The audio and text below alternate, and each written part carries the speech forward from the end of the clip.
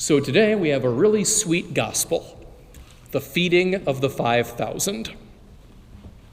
Fish and bread, enough for everybody. So if I was going to summarize this action of Jesus with one word, that word would be superabundance. More than enough for everyone. Superabundance. Now we need to be honest with ourselves here. We're at a bit of a disadvantage in appreciating this gospel reading as modern readers of the Bible because we're living in a profound era of plenty, at least in this part of the world. So it can be a little difficult for us to appreciate the significance of Jesus performing a miracle involving food for a hungry crowd.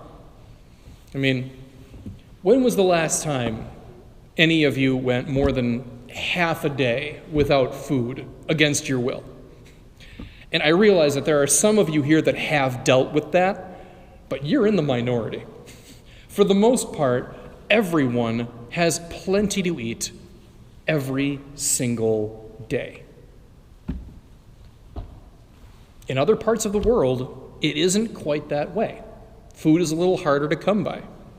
The most obvious example that I've seen with my own two eyes, West Africa. And to be fair, there's very little starvation there. I know we hear about that a lot. When there is literal starvation in Africa, there's normally a concrete reason for it. There was a drought, a plague, civil war broke out perhaps. All of those things are utterly devastating to a country's food supply, and it's the ordinary citizens that suffer the most. But when things are relatively peaceful, there is food enough for everyone. And obviously, I'm not speaking for the entire continent. I was in one very specific place. But regardless of that, those people are hardly living in a style of life that I would call superabundance. Bread, water, and instant coffee is your breakfast. A common lunch would be a plate of rice with a vegetable sauce over it. And then the most common dinner was a tow, which is like a millet paste, kind of like mashed potatoes, with more of that veggie sauce on top of it. And that's what people would eat day in and day out. Every once in a while, they'd be able to mix it up with salad, potatoes, or pasta. But for the most part, people ate the same 4 or 5 meals day after day after day. There were other things to eat, but they cost money that most people didn't have. To put it in perspective, one bottle of soda cost about the same amount of money as enough rice and sauce to feed a family of 6. A single bottle of Coca-Cola was a real luxury for a lot of people.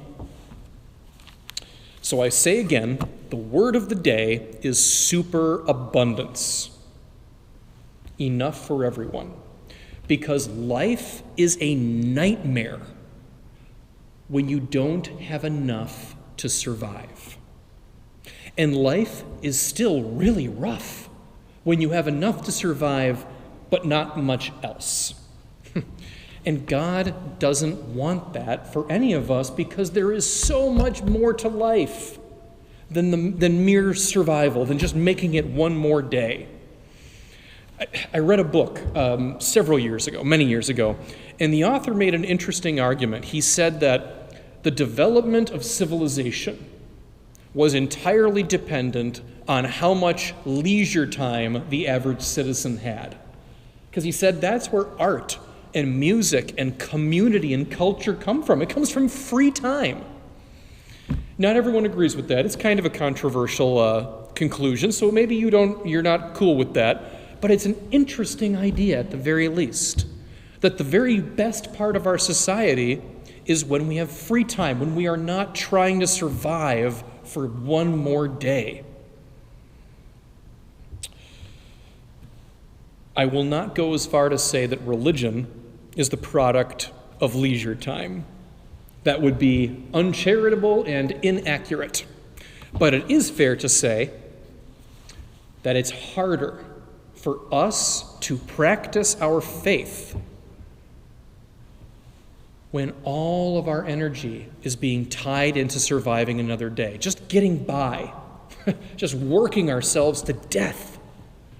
Because working hard in 2021, it's not literally a matter of life and death like other matters, like other eras of history. But I'll tell you right now, if you are going from morning till night, from responsibility to responsibility to responsibility with no rest, no recuperation, you will enter into survival mode. And survival mode is when your body and your mind is on high alert. It's high stress, high adrenaline, and an awareness that you do not have time to sleep or let down your guard. It is healthy and good to experience that in short bursts throughout your life. But if you're living that way for long periods of time throughout your life, well, you will age very quickly, and you will do tremendous damage over time to your body, mind, and spirit. That's what happens when you can't do anything except hold on for one more day. Let's get back to that gospel story. Bread and fish for everyone, superabundance. Jesus did not produce the bare minimum and ration out what people needed to survive for one more day. He produced enough for everyone to have their fill, and there were plenty of leftovers. And that's how it is with God. It is not merely the struggle for survival. The church is not merely a bomb shelter against the destruction of the world, because a bomb shelter is the bare minimum. There's no art in a bomb shelter. A church is not like that. A church should not be made out of concrete and cold steel. The church should be an object of beauty because life in the church is supposed to be glorious and yet peaceful at the same time. This is supposed to be a place of safety and hospitality and rest and wonderment. You are supposed to leave the church after Mass feeling spiritually refreshed and rejuvenated. That's part of the point. Because the graces and blessings which come our way from the Lord are innumerable and unfathomable, beyond our wildest dreams. In the gospel, Christ illustrated that reality with fish and bread, physical food.